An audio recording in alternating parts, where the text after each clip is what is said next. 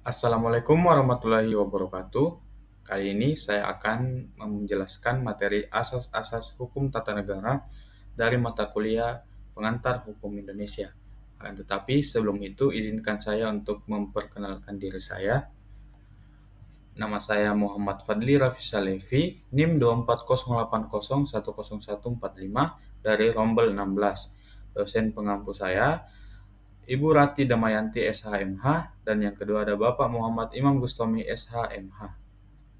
Sebelum kita memasuki materi asas-asas hukum tata negara, saya akan menjelaskan terlebih dahulu apa itu hukum tata negara. Jadi, hukum tata negara adalah cabang ilmu hukum yang mempelajari prinsip-prinsip, sistem dan aturan yang mengatur organisasi negara, hubungan antar lembaga negara, serta hubungan antara negara dan warga negara.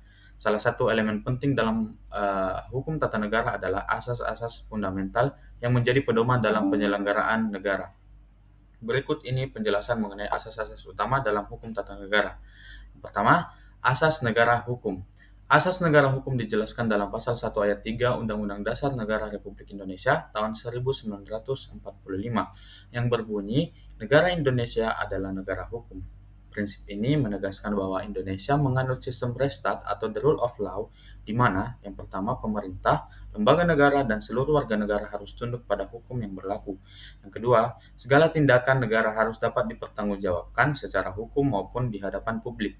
Yang ketiga, asas ini menjamin keadilan, kepastian hukum, dan perlindungan hak asasi manusia bagi seluruh warga negara. Ciri-ciri negara hukum yang diakui secara universal meliputi 1.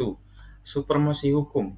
Tidak ada kekuasaan yang lebih tinggi dari hukum. Kedua, kepastian hukum. Hukum yang jelas, tertulis, dan dapat diprediksi. Yang ketiga, equality before the law. Semua orang diperlakukan sama di depan hukum. Yang keempat, perlindungan hak asasi manusia. Jaminan terhadap hak-hak dasar warga negara. Yang kelima, proses hukum yang transparan dan adil, mekanisme hukum yang memberikan keadilan bagi semua pihak. Selanjutnya, asas konstitusi. Menurut Djoko Sutono, konstitusi memiliki 3 pengertian utama. Yang pertama, konstitusi in material sine. Konstitusi yang didefinisikan berdasarkan isi, seperti jaminan hak asasi manusia, bentuk negara, dan fungsi pemerintahan. Yang kedua, konstitusi in formal sine. Konstitusi yang diidentifikasi berdasarkan lembaga pembuatnya, misalnya oleh MPR sebagai pembentuk undang-undang dasar.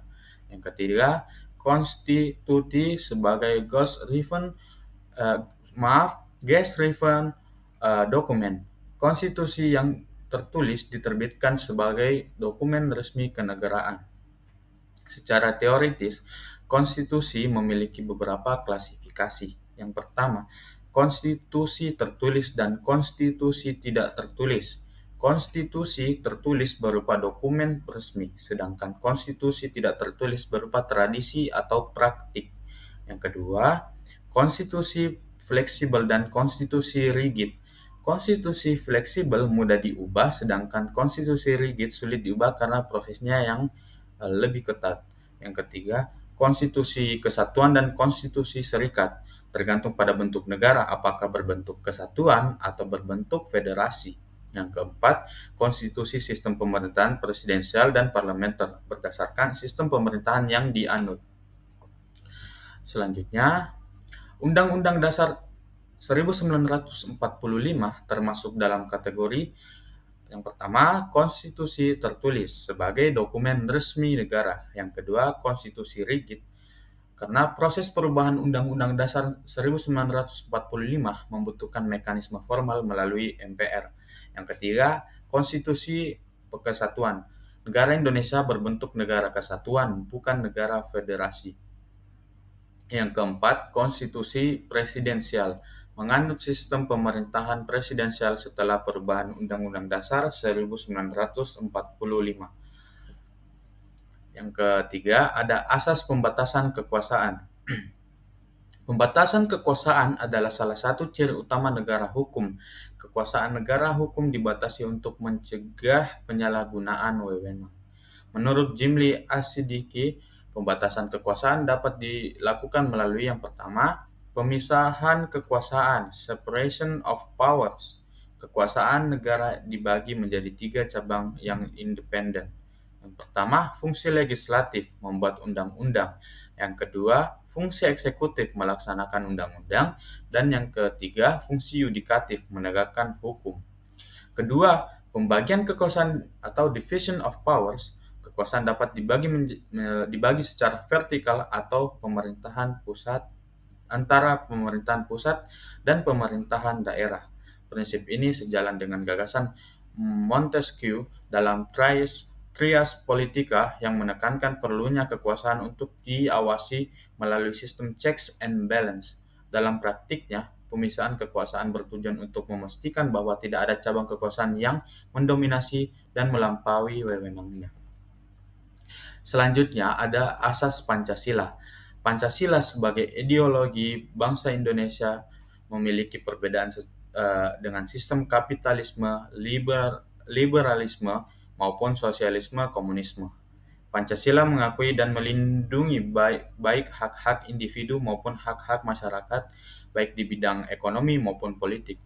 Menurut Umar Sunaji, mengenai asas negara Pancasila mengatakan bahwa Pancasila harus diangkat sebagai dasar pokok dan sumber hukum. Maka, negara Indonesia dapat dinamakan negara hukum Pancasila.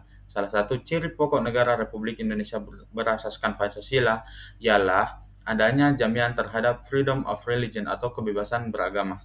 Akan tetapi, kebebasan beragama di negara yang berasaskan Pancasila ini selalu dalam konotasi positif, artinya tiada tempat bagi ateisme. Sebagaimana pemikiran Umar Sunaji, dalam memahami asas negara Pancasila ini menurut pandangan Muhammad Tahir Asari menyatakan bahwa Indonesia yang berasaskan Pancasila memiliki ciri-ciri sebagai berikut. Yang pertama, ada hubungan yang erat antara agama dan negara. Yang kedua, bertumpu pada ketuhanan yang Maha Esa. Yang ketiga, kebebasan beragama dalam arti positif. Yang keempat, asas kekeluargaan dan kerukunan. Dan yang terakhir, yang kelima, ada ateis tidak dibenarkan dan komunisme dilarang. Untuk kesimpulan dari materi yang saya jelaskan dan saya bacakan, yaitu asas-asas hukum tata negara seperti asas negara hukum, asas konstitusi, asas pembatasan kekuasaan, dan asas negara Pancasila berperan penting dalam menjaga keadilan, keseimbangan, kekuasaan, dan stabilitas negara. Penerapan asas-asas ini bertujuan untuk mewujudkan cita-cita negara Indonesia sebagai negara yang demokratis, adil, dan sejahtera berdasarkan hukum.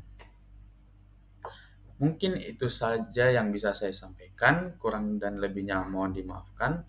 Assalamualaikum warahmatullahi wabarakatuh.